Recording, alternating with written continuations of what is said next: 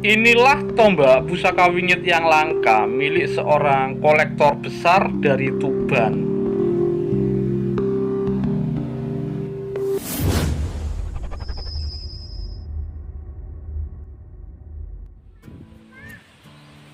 Rahayu, Rahayu, Rahayu. Ketemu lagi dengan saya Tadi Wahyono di channel tempat mengenal keris dan pusaka Nusantara lainnya dengan akal sehat dan hati terbuka.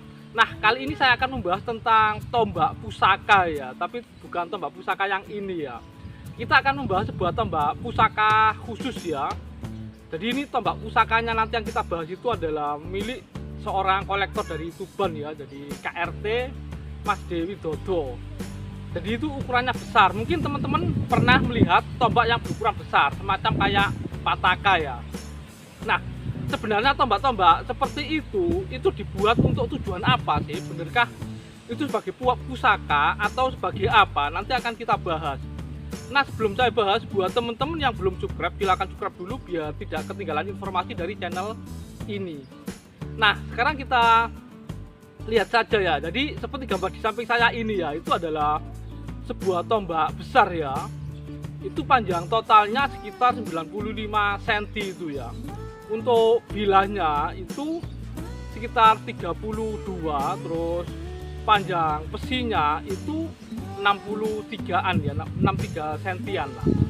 Jadi itu cukup besar ya itu ya.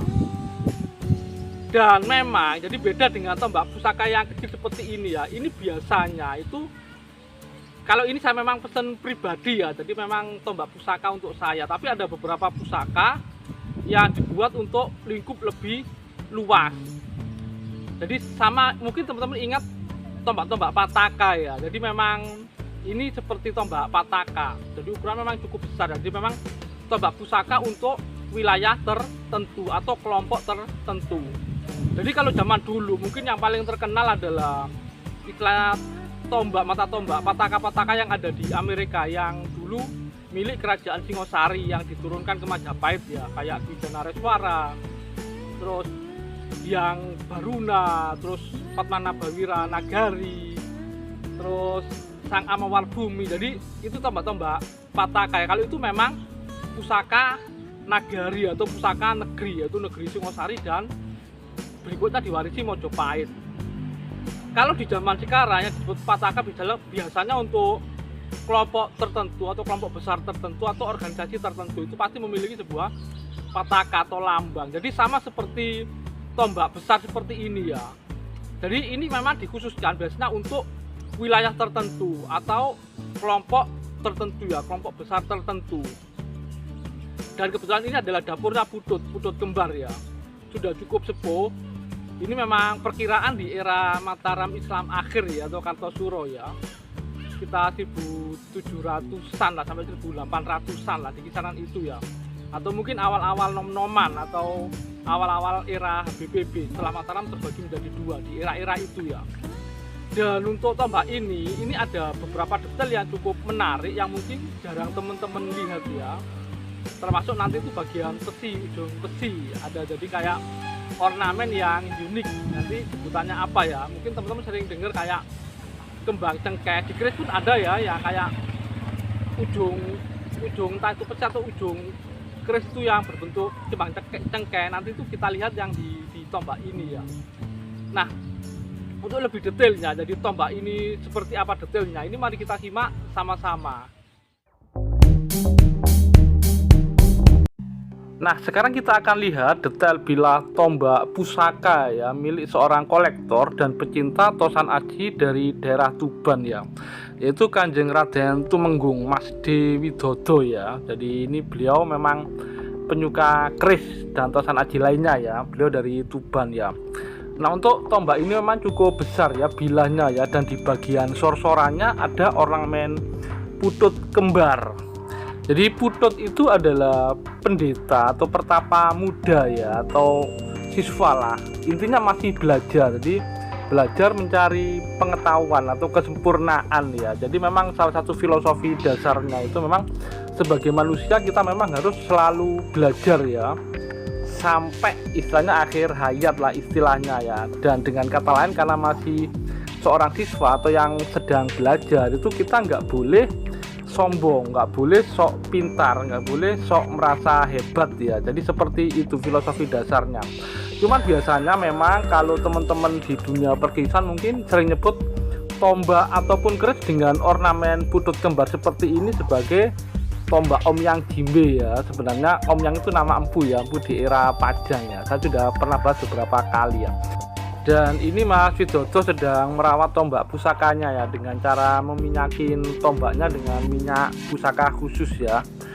Dan tombak besar seperti ini atau yang biasanya jenis kayak pataka seperti ini memang peruntukannya atau tujuan pembuatannya beda dengan tombak pusaka personal seperti tombak yang saya warangkai sekian tadi ya, yang saya bawa tadi ya. Kalau seperti ini biasanya untuk paling enggak untuk wilayah tertentu ya, jadi pusaka untuk wilayah tertentu atau kelompok tertentu. Kalau yang terkenal memang pataka yang terkenal yang sekarang ada di Amerika itu ya, yang patakannya atau tombak-tombak dari Singosari yang kemudian diwarisi Mojopahit itu ya, yang ada Padmanabawi Ranagari, Sang Dwijana Ganareswara, Sang Hyang Baruna, sama Sang Amawarbumi ya. Itu kalau itu pusaka nagari ya, jadi itu untuk negeri. Ada juga untuk wilayah tertentu, kayak kalau di Tulungagung ada kayak tombak Kiai Upas, jadi seperti itu ya. Kalau ini juga sama ya, biasanya bukan untuk personal tapi untuk wilayah tertentu atau kelompok tertentu peruntukannya ya.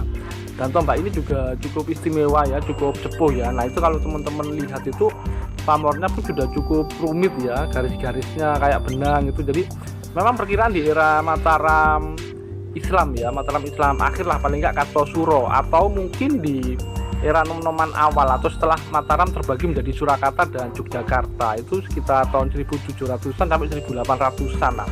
Kemungkinan ini dibuat di era-era itu ya. Nah ini bagian agak detailnya ya, jadi bagian sor-sorannya kita bisa melihat di situ ada ornamen putut ya, yang biasanya kalau orang nyebutnya mungkin Omyang, ini tombak Omyang kayak gitu ya. Sebenarnya Omyang itu nama empu ya, empu di era Pajang, jadi seperti itu.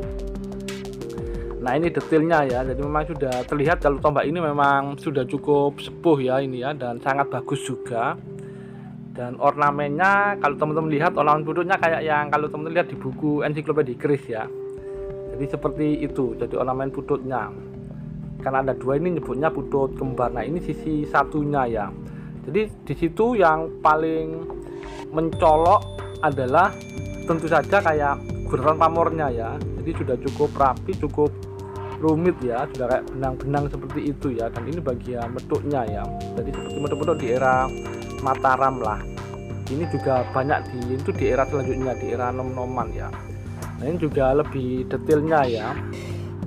Nah jadi memang salah satu tombak yang sangat menarik ya.